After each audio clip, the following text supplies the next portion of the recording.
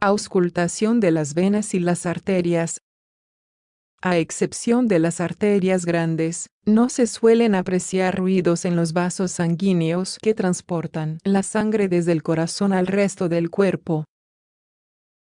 Esto es comprobable mediante las auscultaciones que detallaremos en este artículo. El término auscultación proviene del latín y hace referencia al acto de oír. La auscultación de las venas y las arterias es, por lo tanto, escuchar mediante unos aparatos específicos diferentes ruidos procedentes de estos vasos sanguíneos con el fin de facilitar el diagnóstico de diferentes patologías. En definitiva, la auscultación es un método de exploración clínica cuya finalidad es la de apreciar diferentes fenómenos físicos. Se puede llevar a cabo mediante la aplicación directa del oído gracias a un estetoscopio o fonendo. Es posible auscultar muchas partes del cuerpo humano, como el corazón, el aparato respiratorio o el digestivo. En este artículo, nos vamos a centrar en la auscultación de las venas y las arterias. Auscultación de las venas. Las venas son vasos sanguíneos encargados de conducir la sangre desde los capilares sanguíneos hacia el corazón. Por lo general, transportan desechos de las células y CO2, aunque las arterias transportan sangre oxigenada. Las arterias pulmonares llevan la sangre oxigenada desde los pulmones hasta las cavidades del lado izquierdo del corazón. Cuando se llenan, este órgano bombea la sangre al resto del cuerpo a través de la arteria aorta y las venas umbilicales. En estado normal, en las venas no se producen fenómenos acústicos perceptibles. Sin embargo, en ciertas situaciones, se pueden observar en las venas yugulares ruidos de murmullo o de soplo.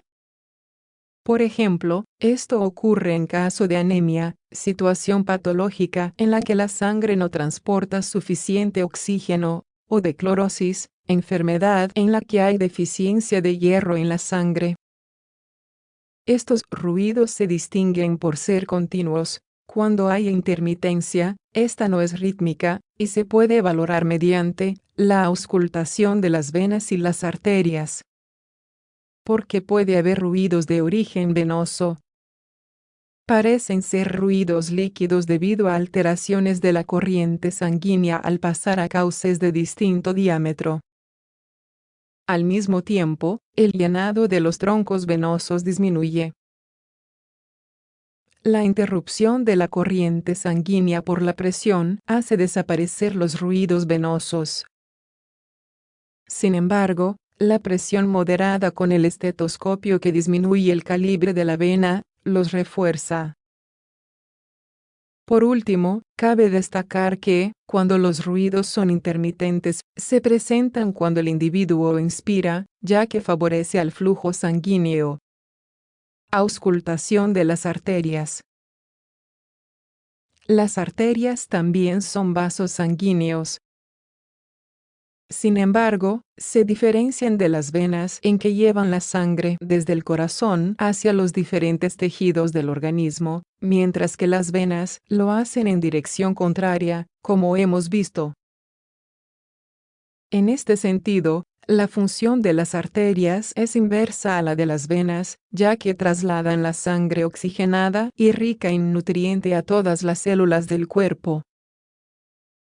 En cuanto a la auscultación de las arterias, a excepción de la aorta, la pulmonar, la carótida y la subclavia, las arterias no presentan fenómenos acústicos apreciables, o son insignificantes. Sin embargo, utilizando un aparato conocido como esfigmófono, se ha llegado a hacer perceptible al oído humano el pulso de las arterias pequeñas, como la radial. Ruidos de las grandes arterias. A pesar de que no se suelen escuchar ruidos en la mayoría de las arterias, sí se escuchan en las grandes, que son las siguientes. aorta, pulmonar, carótida, subclavia.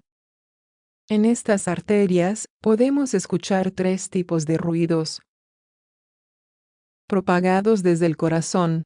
Suelen ser ruidos del orificio aórtico. Con más frecuencia son ruidos sistólicos, ya que los diastólicos se propagan en dirección opuesta a la corriente sanguínea arterial. Por lo tanto, estos últimos no se oyen o se escuchan débilmente.